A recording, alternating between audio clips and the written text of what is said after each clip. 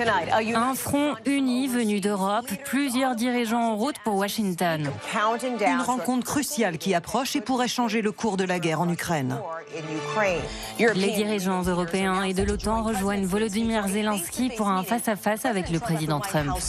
Une visite inédite qui fait les gros titres des journaux américains. 7 dirigeants européens en rang serré derrière Volodymyr Zelensky, invité à la Maison-Blanche. Le déplacement est à la hauteur de l'enjeu, tenter de mettre fin à la guerre en Ukraine tout en restant ferme face au Kremlin. La paix doit être durable. J'espère que notre force commune avec les États-Unis et nos amis européens obligera la Russie à parvenir à une paix véritable. Vendredi, la rencontre entre Donald Trump et Vladimir Poutine en Alaska n'a débouché sur aucune annonce concrète. Seulement ces images d'un président russe qui savoure son retour sur la scène internationale. Alors, pour les Européens et en particulier Emmanuel Macron, c'est le moment d'affirmer leur puissance. Ceux qui pensent qu'on peut être libre en étant faible, ceux qui pensent qu'on peut être libre en continuant de vivre comme s'il n'y avait pas la guerre et un monde de prédateurs à nos portes, sont ceux qui, de fait, ils n'auront peut-être pas à en répondre, mais préparent la défaite de demain. Ils comptent bien appuyer les exigences ukrainiennes face à un Donald Trump qui, à la veille de la rencontre, s'aligne sur certaines revendications de Vladimir Poutine. Le président Zelensky peut mettre fin à la guerre presque immédiatement s'il le veut, ou il peut continuer à se battre. La Crimée donnée aux Russes par Obama il y a 12 ans, pas question pour l'Ukraine de la récupérer, ni d'entrer dans l'OTAN. La cession par l'Ukraine des territoires occupés, c'est l'objectif de Vladimir Poutine. Hier, l'émissaire américain Steve Witkoff laissait entendre que les Russes pourraient revoir leurs exigences sans transiger sur les régions de l'Est. Il doit y avoir une discussion importante à propos de Donetsk et de ce qu'il s'y passerait. Nous en parlerons en détail lors de la rencontre. Pour les Européens, cela revient à modifier les frontières par la force, un scénario impensable. Volodymyr Zelensky réaffirme son opposition tout en évoquant de possibles discussions. La constitution ukrainienne interdit de céder des territoires ou d'échanger des terres. Étant donné l'importance de cette question, elle ne devrait être discutée que par les dirigeants ukrainiens et russes dans le cadre d'une rencontre tripartite avec les États-Unis. Mais en cas d'accord sur les territoires, quelle garantie pour la sécurité de l'Ukraine? Même les éditorialistes de la très conservatrice Fox News s'interrogent. Aujourd'hui, on met la pression à l'Ukraine pour ses territoires comme on l'avait déjà fait en 1994, pour qu'elle abandonne ses armes nucléaires. On avait promis, pas d'inquiétude, on va vous protéger, et regardez ce qui s'est passé depuis. Trump exclut l'adhésion ukrainienne à l'OTAN. Les Européens imaginent donc reproduire son mécanisme de protection mutuelle dans un autre accord avec les pays volontaires. Certains, dont la France, veulent même envoyer des militaires en Ukraine. Plusieurs États sont prêts à le faire, de la formation à la logistique jusqu'à la présence dans des zones non chaudes, c'est-à-dire pas sur la ligne de front, pas dans des territoires contestés, mais d'avoir une présence de forces alliées aux côtés de l'Ukraine. Nous irons présenter cela en demandant aussi aux États-Unis d'Amérique jusqu'à quel point ils sont prêts à se joindre à ces dernières. Trump saura-t-il entendre les arguments des Européens? Pour l'instant, aucune rencontre tripartite avec Poutine et Zelensky n'est à l'ordre du jour. Bertrand Galichet, sur ces histoires de garantie de sécurité, soyons clairs, ça veut dire que des soldats français, en cas d'accord, iraient protéger la nouvelle frontière, la ligne de front, et si les Russes à nouveau venaient à attaquer, nous, soldats français, riposterions et donc entrerions en guerre contre la Russie. Est-ce que c'est ce que ça veut dire? C'est tout le problème.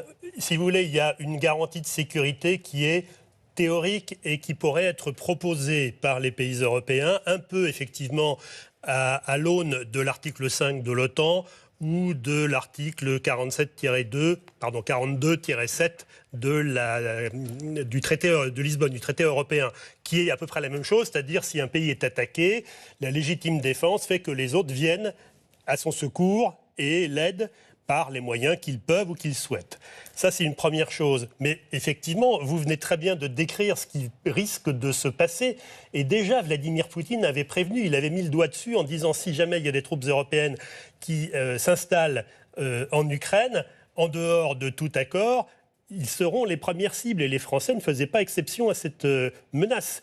Donc c'est effectivement un risque énorme et en fait la seule garantie de sécurité sur le plan terrestre de l'occupation des troupes, ça serait les Américains parce que... D'avoir les Américains avec nous, quoi.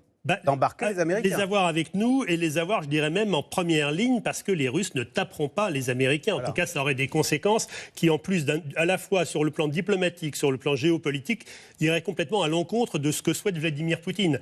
Et je pense que c'est la seule garantie de sécurité qui soit valable pour les Ukrainiens parce que si nous, on met le doigt dans cet engrenage, effectivement, à un moment, on sera complètement happé et on ne sait pas du tout comment ça peut dériver, cette affaire. Alors... ça, c'est si jamais il y a un accord de paix. Pour qu'il y ait un accord de paix, je reviens sur cette histoire de la cession des territoires. En fait, ce que veut Vladimir Poutine, on va revoir la carte de ces 4 régions qu'on appelle oblasts. Oui. Il veut notamment le Donetsk, la région du Donetsk. Le Donbass. Voilà, dans le Donbass. Alors, dans le Donbass, il y a 2 régions. Celle Louhansk, il l'a à 100%, quasiment. Oui. Mais le Donetsk, la seconde, il ne l'a qu'à 66%. Et donc, Poutine va lui dire, tu sais, ça, tu vas le donner... Non, Trump va lui dire, tu vas le donner à Poutine. C'est impossible. Et comme ça, il y aura la paix. C'est impossible à faire. Et Zelensky, s'il fait ça, il est mort politiquement. Mais c'est ce que va lui demander Trump. Voilà, bien sûr, parce que c'est le jeu de Poutine. Poutine, au fond, il joue un jeu à 2 bandes, là. Il veut les territoires, et il sait très bien que si Zelensky fait des concessions, c'est pas la peine qu'il rentre en Ukraine, il est fini politiquement. Lui, c'est ça son but. Il veut se débarrasser de Zelensky. Donc c'est très bien.